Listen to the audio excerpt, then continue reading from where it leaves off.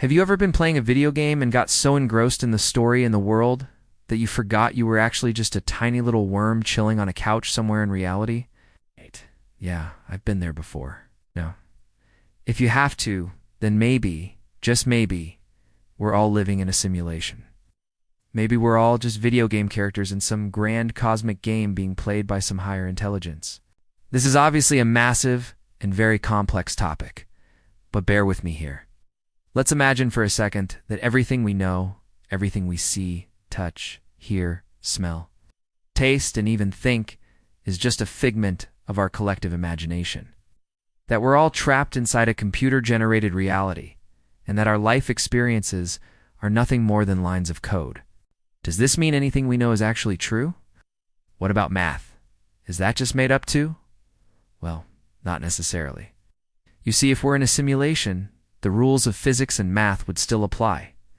But why do we even need physics and math if we're in a simulation? To figure that out, let's play another game. You are dropped into a virtual reality game with your friends. The game is set in a fantasy world where magic and mythical creatures are real. Now, when you enter the game, you don't know anything about it. You can't see or interact with any other players because you haven't met them yet. All you have is your basic stats and some simple commands like look around, walk forward, talk to someone, and attack enemy. These commands are pretty self-explanatory, but they're also pretty limited. They make up what's called your API, or Application Programming Interface. Your API defines what you can do and what you can see. In other words, it defines your reality. Now, while you're playing this game, you meet up with some other players, and together you defeat monsters, collect treasure, and level up. You might even fall in love with one of these players. You have such a great time playing this game that you forget you're actually just sitting in front of a screen. If you didn't, the developers of the game would be pretty upset because that means you didn't get immersed in their amazing creation. But here's the thing. While you were playing the game, you never once asked yourself, how is it possible that I can swing this sword or cast this fireball? You just did it.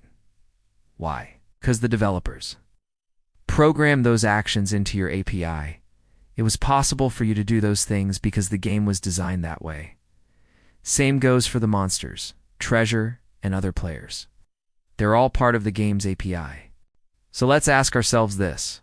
Do we really need an API if we're in a simulation? Do we really need to be told that it's possible to walk through a door or talk to an NPC? If we're in a simulation, it would mean we're playing a game with no rules. Anything would be possible. And that sounds pretty boring, don't you think? Not only that, but having an API makes the simulation more believable. Think about it. If you were playing that virtual reality game and suddenly a wall appeared in front of you, you wouldn't think, wow, what an immersive experience. Instead, you'd be pretty pissed off, because it would mean the game developers didn't do their job right. So if we're in a simulation, it would make sense that its API would be designed to mimic reality as closely as possible, so that we wouldn't be able to tell we're in a simulation. Okay, but what does this mean for the real world? Well, according to some scientists, if we're in a simulation, it would mean that the universe has a limited amount of information that can be stored in it. Kind of like how that virtual reality game had a limited amount of information that could be stored in its servers. This means that everything in the universe, every star, planet, and person would have to be represented by a finite number of bits, zeros and ones that make our computers run. But here's the kicker. Math doesn't rely on the information stored in a system. Take that virtual reality game, for example. Sure, the game developers had to program the physics into the game, but once they did that, the laws of physics worked, regardless of the information stored in the game. The same goes for the universe. Even if we are in a simulation, the laws of math would still work, so that means math is real.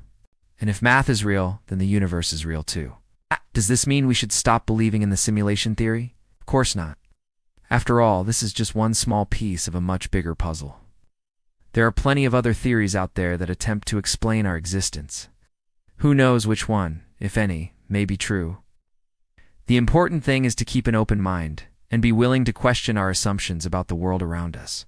Because the truth is, we don't know how we got here. All we know is that we're here, and that's pretty cool. Just remember, no matter what theories you believe in, the most important thing is to be a good human being. And that's something that's real. Okay, thanks for watching. See you next time.